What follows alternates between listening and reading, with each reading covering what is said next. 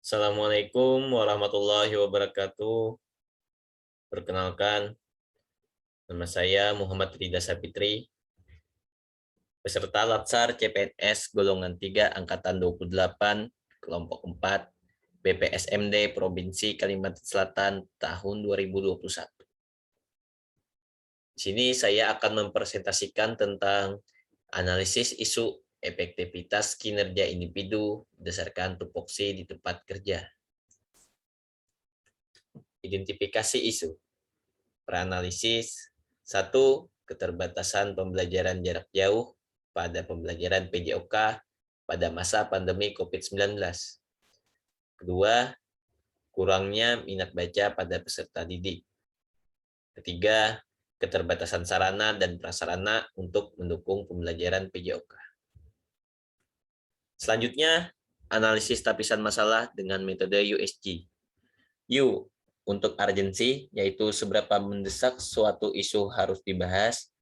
S untuk seriousness, yaitu seberapa serius isu itu harus dibahas.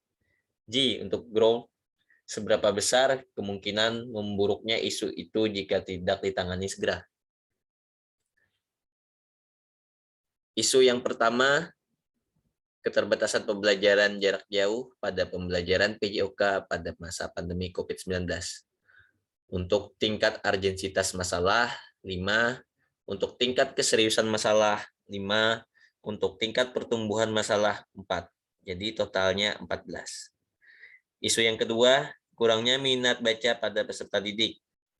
Untuk tingkat urgensitas masalah, 4. Untuk tingkat keseriusan masalah, 4. Untuk tingkat pertumbuhan masalah, 4. Jadi totalnya 12. Isu ketiga, keterbatasan sarana dan prasarana untuk mendukung pembelajaran PJOK.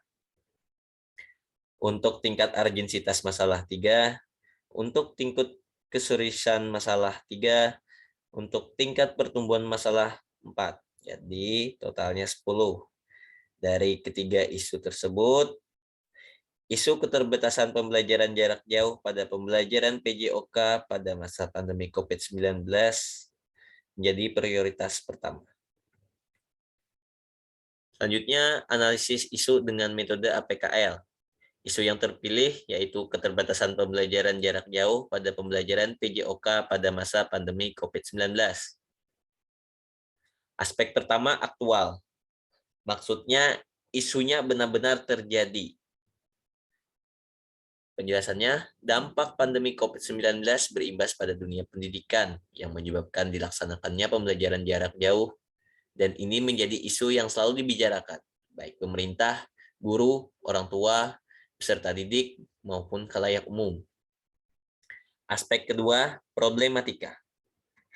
Artinya, isu tersebut memiliki dimensi masalah yang kompleks. Penjelasannya, pembelajaran jarak jauh menjadi masalah bagi siswa yang tempat tinggalnya tidak terjangkau sinyal internet.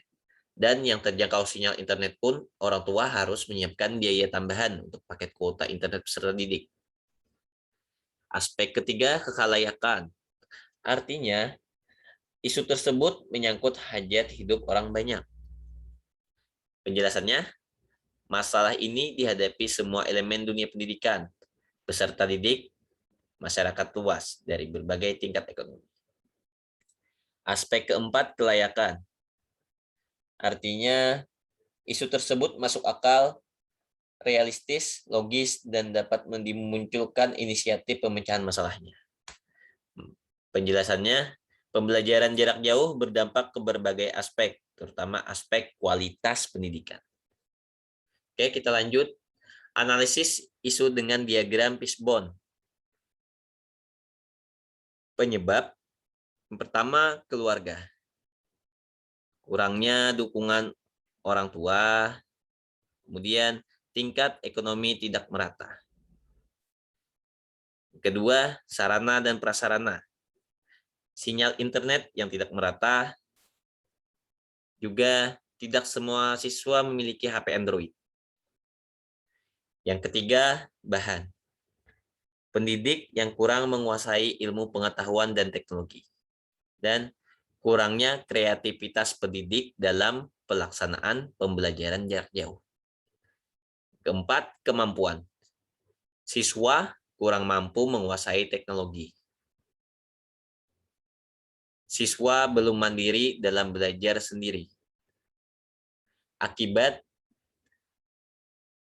keterbatasan pembelajaran jarak jauh pada pembelajaran PJOK pada masa pandemi COVID-19. Oke, kita lanjut. Alternatif pemecahan isu dengan teknik analisis SWOT. Strength atau kekuatan. Yang pertama, memotivasi guru untuk mengajar lebih semangat. Yang kedua, sumber daya manusia tenaga pendidik yang profesional serta kompeten menguasai teknologi. Weakness, kelemahan.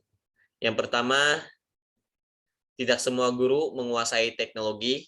Yang kedua, faktor ekonomi orang tua siswa tidak merata untuk memenuhi kebutuhan pembelajaran jarak jauh seperti HP dan kuota. Yang ketiga, penugasan siswa menggunakan teknologi masih rendah. Yang keempat, keterbatasan jaringan internet di tempat kerja. Opportunities atau peluang. Yang pertama, bisa dilakukan kapan saja dan di mana saja. Yang kedua, dapat meningkatkan wawasan dan kemandirian siswa. Yang ketiga, meningkatkan kreativitas guru. Threats atau tantangan. Tidak semua siswa memiliki HP. Yang kedua, kurangnya interaksi antara guru dan siswa.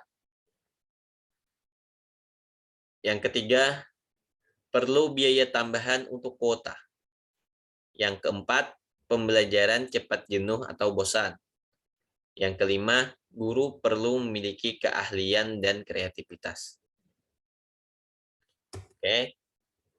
Selanjutnya, tabel rekomendasi penyelesaian isu. Isu itu keterbatasan pembelajaran jarak jauh pada pembelajaran PJOK pada masa pandemi COVID-19. Penyebab yaitu terbatasnya sarana prasarana, kurangnya dukungan dari keluarga, kurangnya kemandirian siswa, kurangnya interaksi siswa dan guru, dan tingkat ekonomi yang tidak merata. Alternatif penyelesaian. Yang pertama, melakukan pembelajaran tatap muka dengan tetap menjaga protokol kesehatan. Tahapan setiap alternatif.